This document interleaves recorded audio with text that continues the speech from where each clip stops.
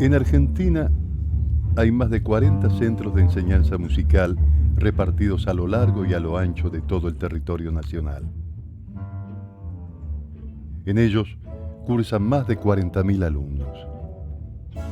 Para recibirse de músico e intérprete de un instrumento, hace falta cursar 6 largos años. Si son perseverantes, talentosos y tienen una pizca de suerte, su camino los conduce hasta aquí, a la Orquesta Sinfónica Nacional.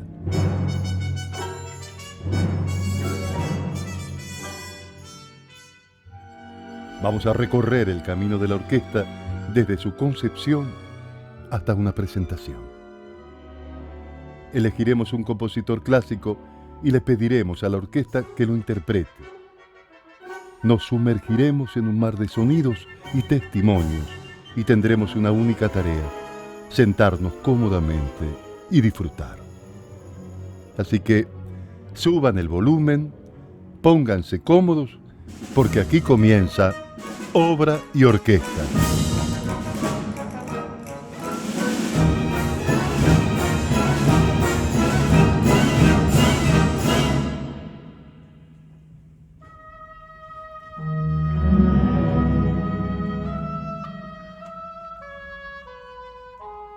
Las orquestas sinfónicas nacieron de la evolución de las orquestas de cámara, que existían en las cortes europeas allá por el siglo XVI.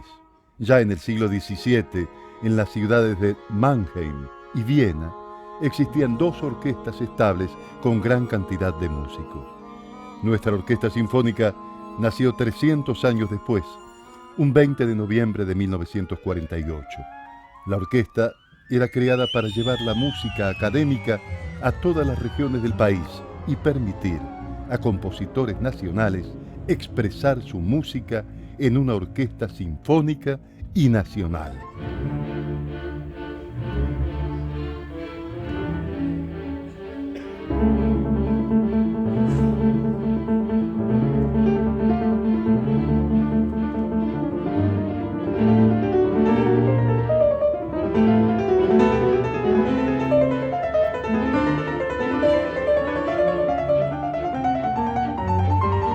Estos son los músicos que componen nuestra orquesta. Provenientes de todas las regiones del país, nos relatan sus comienzos y sus primeras experiencias. De chico, cuando estaba en el conservatorio, soñaba como casi una cosa imposible de lograr, ocupar un puesto en la Sinfónica. Queríamos volver a Buenos Aires y en eso estábamos cuando yo me entero por internet del llamado concurso de la Sinfónica para 3 cargos de violín. Se ingresa solamente por concurso, antecedente y oposición. Es una de las etapas más complicadas de la cosa, ¿no? Yo concursé y bueno, a partir de 2004 soy uno de los concertinos de la Sinfónica. De pronto éramos profesionales, había que cumplir con el trabajo que exigía el organismo.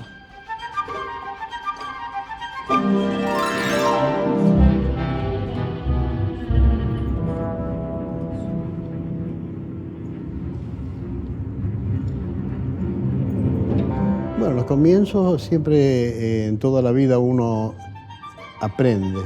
De golpe tenés que ingresar bastante información, aprender mucho repertorio.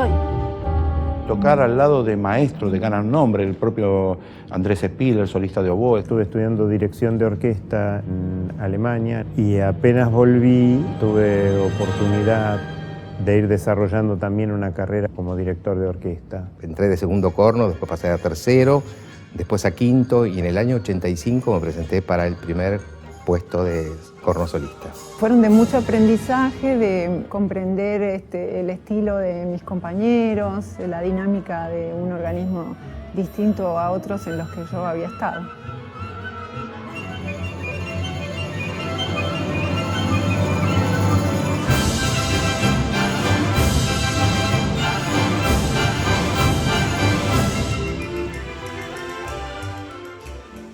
La orquesta sinfónica típica posee 4 familias de instrumentos que combinadas forman su característico sonido.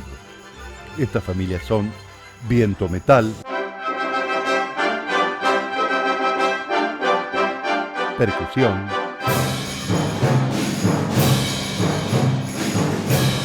viento madera y por último, las cuerdas.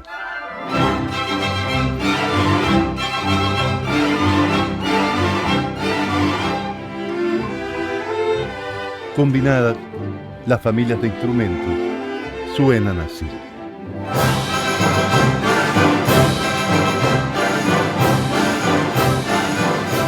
Integrar la Sinfónica siempre fue una meta, como la principal meta dentro de la música de nuestro país. Para alguien que estudia un instrumento desde chico y le puso mucha pila y mucha vida en eso, es una de las metas a alcanzar, digamos, ¿no?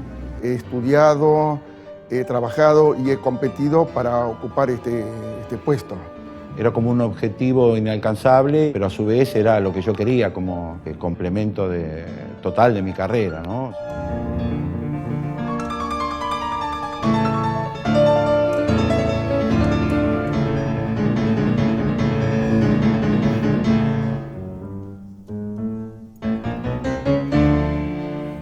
No es solamente un trabajo, sino que hay un sentido de pertenencia al organismo que yo creo que es muy importante.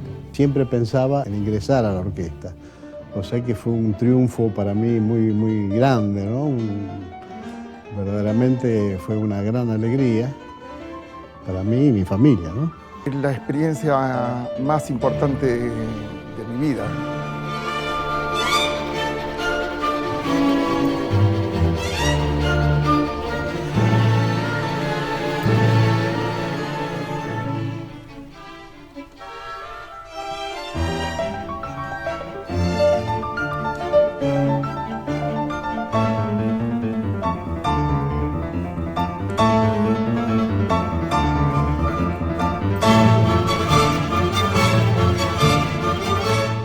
La semana de trabajo típica de la Sinfónica es de lunes a viernes, todos los días ensayo, un ensayo de 3 horas.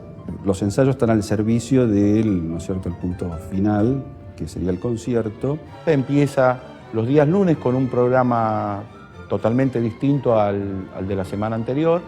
Y hay una organización de la programación donde normalmente los días viernes hay conciertos. En la programación uno puede prever cuáles son las obras que vienen, uno se prepara en lo posible a cosas que no conoce todavía. El trabajo del músico no termina en el atril, para nada. Si yo no llevo mi parte estudiada, arruino el trabajo de todos. Por eso es fundamental no solo el ensayo, sino el cómo somos permanentemente unidos unos con otros, porque el final de nuestro trabajo es la exposición en el concierto.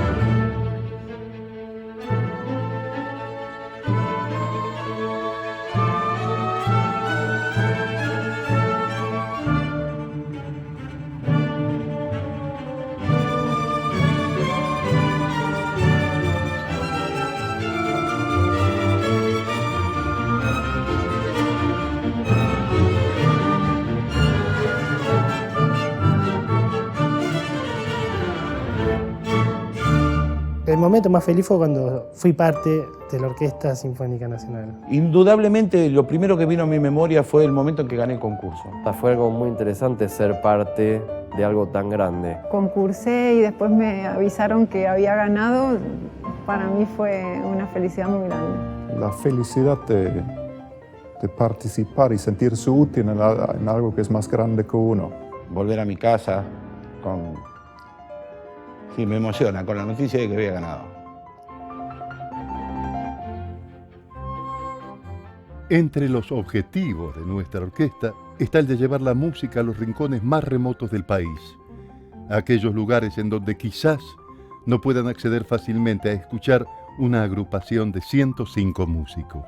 En Comodoro Rivadavia, una gira de la orquesta, porque yo tenía familiares de allí, y la música que se tocó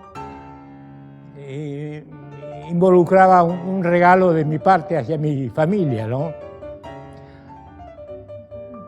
No puedo decir realmente porque fueron muchas emociones. Cuando tocamos en los Altos Hornos de Zapla, en el norte argentino, venían las familias Collas y a los chicos no los dejaban ingresar a la sala de conciertos. Entonces preguntamos a las personas que controlaban el ingreso, ¿por qué no se permitía a los chicos ingresar? Y nos dijeron que era por respeto a la orquesta, porque los chicos podían hablar y bueno, y eso de alguna forma podía perjudicar la interpretación nuestra. Y nosotros dijimos que lo mejor es enemigo de lo bueno y que estos chicos quizás nunca más vuelvan a escuchar una orquesta sinfónica integrada por 100 integrantes. Y ellos tienen el derecho de poder escuchar. Y entonces abrieron las puertas, se llenó todo el teatro y los chicos estaban, las escalinatas, las escaleras, estaba todo saturado de gente y ahí tocamos la Quinta Sinfonía de Beethoven con un éxito fabuloso y cosa curiosa, los chicos no hablaron.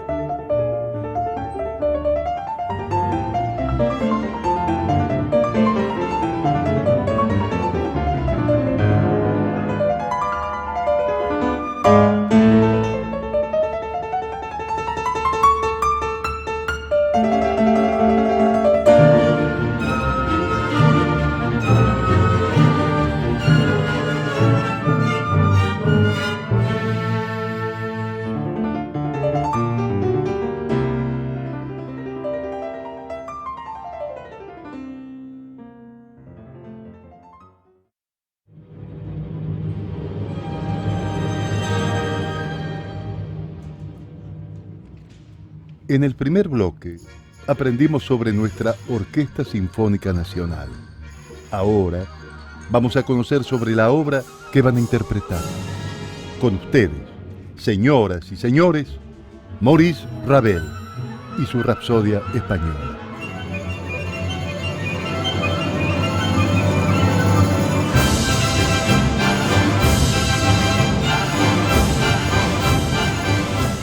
Maurice Ravel nació un 7 de marzo de 1875 en Cibourg, una pequeña ciudad francesa a las orillas del mar Cantábrico.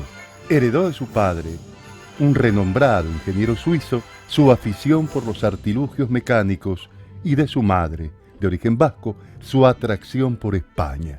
Su Rapsodia Española está enmarcada dentro de sus obras maestras y fue su primera gran obra orquestal, es decir, la primera obra que escribía para una orquesta sinfónica.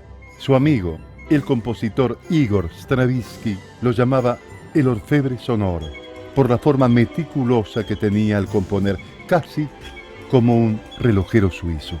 Ravel no renegó nunca de su amor por los artificios y los mecanismos, y buscó siempre, citando a Edgar Allan Poe, a quien admiraba, el punto medio entre la sensibilidad y la inteligencia.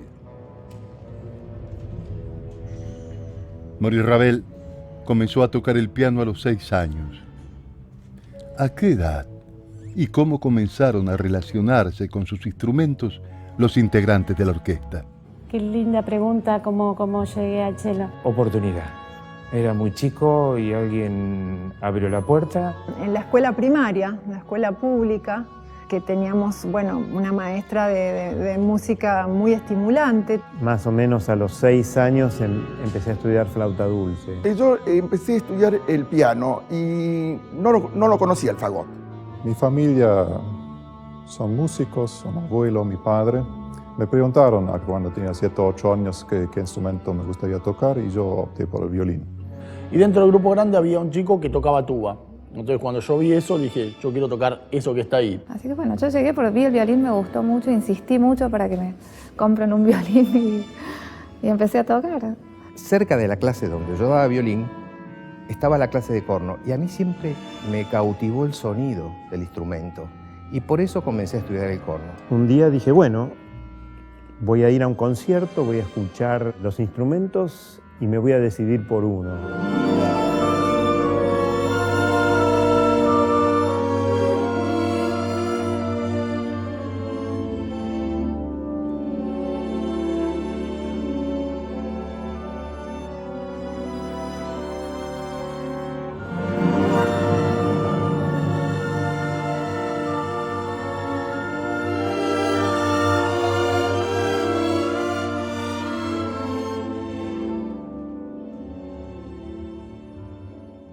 Y me acuerdo cuando iba a los conciertos de la Sinfónica en Córdoba, si no estaba el arpa en el escenario, como que no tenía demasiado interés para mí, ¿no? Yo entré al conservatorio chica y la verdad que no conocía el violonchelo. Yo entré para estudiar canto.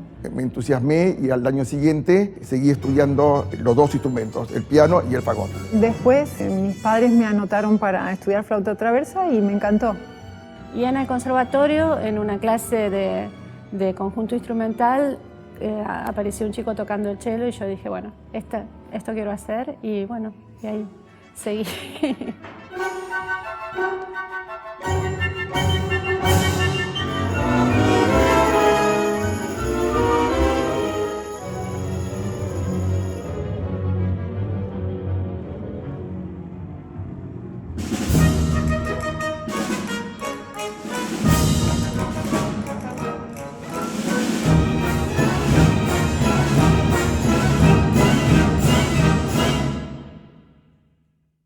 Seguir significa arribar a la Orquesta Sinfónica Nacional. Los músicos permanecen en su puesto por muchos años, más de 40 en algunos casos. Conviven con 104 compañeros que deben coordinar sus trabajos para que todo funcione bien. Bueno, la convivencia en un grupo humano grande no es sencilla, es muy compleja, porque el músico, por empezar, tiene un carácter individual. Que uno puede manifestarse individualmente, pese a estar sujeto a una disciplina colectiva muy férrea, absolutamente férrea. Pero a su vez necesita integrarse a un conjunto. Hay un prejuicio que unir tantos egos para llegar a un producto elaborado es un problema. En realidad no lo es. Yo tengo la impresión que un músico de orquesta es alguien que se adiestró durante décadas para subordinar su ego justamente a una elaboración en conjunto. Por un lado, el resaltar como individuo y por el otro lado, integrarse al conjunto. Hay un objetivo común que nos une a todos, que es primero llegar a buen puerto con las obras programadas en la semana, pero además ir buscando la manera de que la orquesta se vaya superando a sí misma.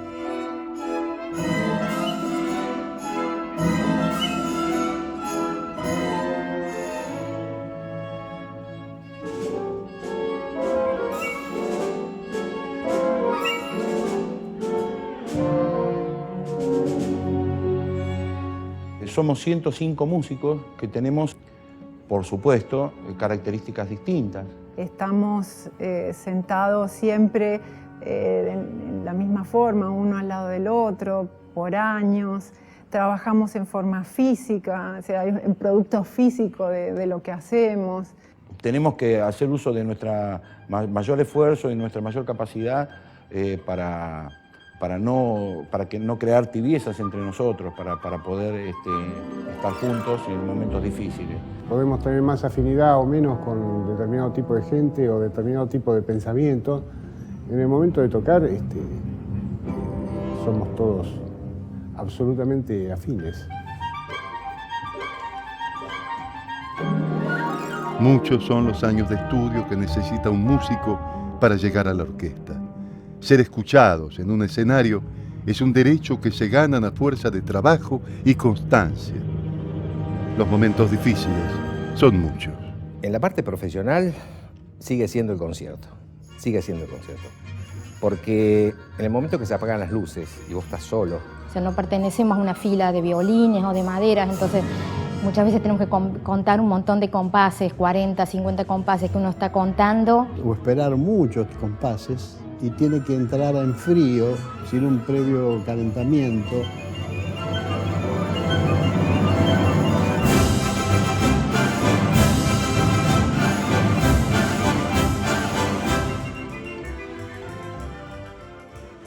El temor a equivocarte, el temor a que no salga y... Los errores que pasan en un concierto pueden ser vividos como un catastro un poco para cada uno, ¿no?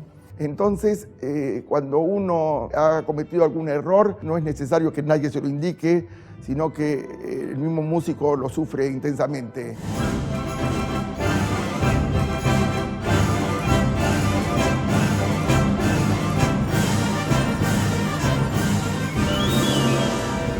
El momento del concierto es un momento para el cual uno creo que ha nacido, ¿no?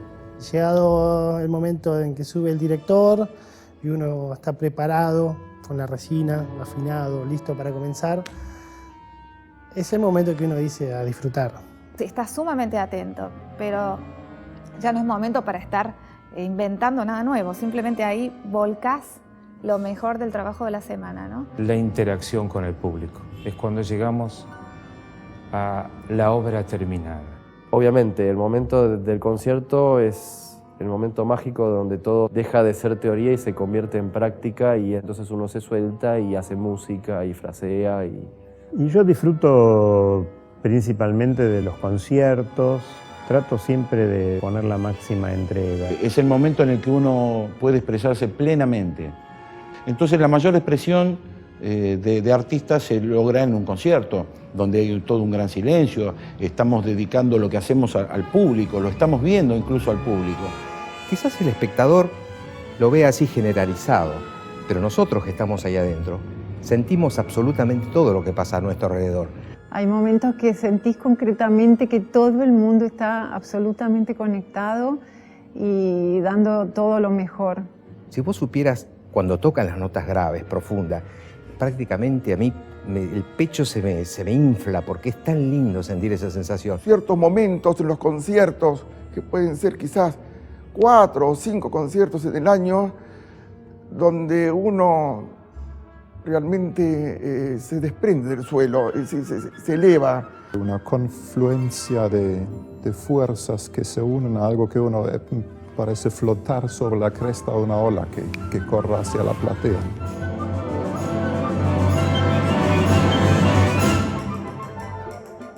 Nuestra travesía ha llegado a su fin. Hemos navegado sobre un mar de sonidos y testimonios. Hemos aprendido sobre los esfuerzos y las necesidades de los músicos. Una sola tarea nos queda por realizar. Flotar. Flotar sobre la cresta de la ola y estallar contra la platea.